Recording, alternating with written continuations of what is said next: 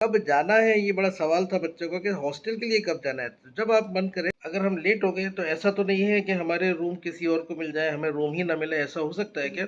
अब तो बच्चों ऐसा का एक कुछ नहीं। सवाल और होगा कि सर हमें किस डेट में जाना है वो फाइल लेने के लिए, या कोई ख़ास डेट है उसकी? तो देखिए, आपको बताने वाला हूँ डिप्लोमा का अलॉटमेंट जो है हॉस्टल का, वो किस तरीके से होता है। मतलब ये हुआ कि आपको कुछ दिन बाहर रहना पड़ सकता है। तो कब जा अस्सलाम वालेकुम बच्चों। आज मैं आपको बताने वाला हूँ डिप्लोमा का अलॉटमेंट जो है हॉस्टल का, वो किस तरीके से होता है। पूरी डिटेल में आपको बताऊंगा, क्योंकि बच्चे बहुत परेशान हैं। वो बार बार हमसे पूछ रहे हैं कि सर डिप्लोमा का हॉस्टल का अलॉटमेंट कैसे होना है, कब आना है, क्योंकि उनको टिकट वगैरह करवाने हैं। तो पूरी इन्फॉर्मेशन देने वाला हूँ, पूरी प्रोसेस बताने वाला हूँ आपको डिप्लोमा में हॉस्टल कैसे मिलते हैं। एक्चुअल में सबसे पहले आपको क्या करना है, आपके जो हॉस्टल के अलॉटमेंट्स हैं उनकी पहले फ़ाइल जमा होती है एक्चुअल में, और उसका जो अलॉटमेंट्स होता है वो रैंक के हिसाब से ही होता है।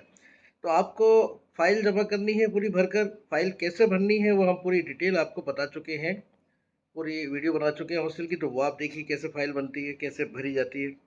तो फ़ाइल भरने के बाद आपको फ़ाइल जमा कर देनी है अपने अपने हॉल्स में। जैसे अगर गर्ल्स हैं तो एसएन हॉल मिला होगा, और बॉयज़ हैं तो उनको आरएम हॉल मिला होगा। तो उन्हें अपने हॉल में जाकर वो फाइल लेनी है, कलेक्ट करनी है, उसके बाद उसको फाइल को लेकर जमा कर देना है भरकर। तो आपकी फाइल जमा हो जाएगी।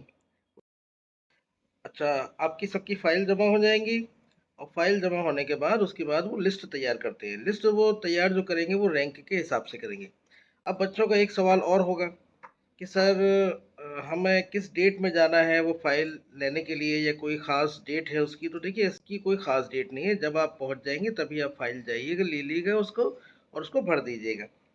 अलॉटमेंट जो है वो रैंक के हिसाब से होना है, यानी कि पहले आपकी फ़ाइल जमा हो जाएगी, फिर वो खुद उनके पास लिस्ट होती है रैंक की, और वो रैंक के हिसाब से एक लिस्ट आपकी इशू करेंगे, जिसमें आपका सिलेक्शन हुआ अलॉटमेंट का या नहीं हुआ वो आपको लिख कर आ जाएगा। जिनको मिल जाएगा हॉस्टल वो अपना जाकर हॉस्टल ले सकते हैं फिर। यानी इसमें कुछ टाइम लग सकता है। इसका मतलब ये हुआ कि आपको कुछ दिन बाहर रहना पड़ सकता है। तो कब जाना है ये बड़ा सवाल था बच्चों का कि हॉस्टल के लिए कब जाना है। तो जब आप मन करें आपका, जब चले जाइए आप। 27 को चले जाएँ, 28 को चले जाएँ, 29 को चले जाएँ, 30 को चले जाएँ, ऐसा कोई मसला नहीं है। क्योंकि आपको तो वहाँ जाकर फ़ाइल लेकर पहले सबमिट करनी है फ़ाइल। फ़ाइल सबमिट करने के बाद वो लिस्ट एक निकालेंगे अपने, उनके पास जो लिस्ट होती है रैंक की उसके हिसाब से। और जब लिस्ट आएगी उसमें अगर आपका नाम आता है तो आपको हॉस्टल मिल जाएगा। तो उम्मीद है आप समझ गए होंगे कि हॉस्टल अलॉटमेंट की कोई ख़ास डेट नहीं है। आप जब भी आपने टिकट करवाना है, जैसे हमने वो वीडियो डाली थी क्लासेस वगैरह की, तो क्लास के हिसाब से ही आप वो अपना टिकट करवा लीजिए। और टिकट जब आप जहाँ पर आ जाए, टिकट हो गया तो आपका अच्छी बात है, नहीं हुआ तो करवा लीजिए उसी डेट्स का लगभग। और यहाँ आने के बाद आपको फिर अपने हॉल्स में जाना है, वहाँ से फ़ाइल कलेक्ट करनी है, फ़ाइल अपनी जमा कर दीजिएगा। जब आपकी फ़ाइल जमा हो जाएगी उसके बाद आपका अलॉटमेंट होगा। अब एक क्वेश्चन और बच्चों का वो दिल में उनके होगा क्या, कि सर अगर हम लेट हो गए तो ऐसा तो नहीं है कि रूम भर जाएंगे या हमारा जो है? तो ऐसा कुछ नहीं है। देखिए, आपको रैंक के हिसाब से ही अलॉटमेंट होगा। रिजर्व रहते हैं बच्चे, थोड़ा लेट भी हो जाते हैं तो उनका जो रूम उनको अलॉट होना है वो मिलेगा उनको। तो रैंक के हिसाब से मिलना है।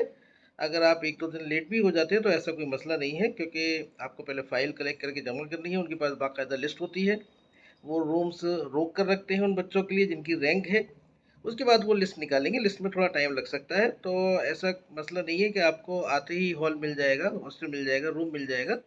आपको पहले फ़ाइल कलेक्ट करनी है, फ़ाइल कलेक्ट करने के बाद जमा करनी है।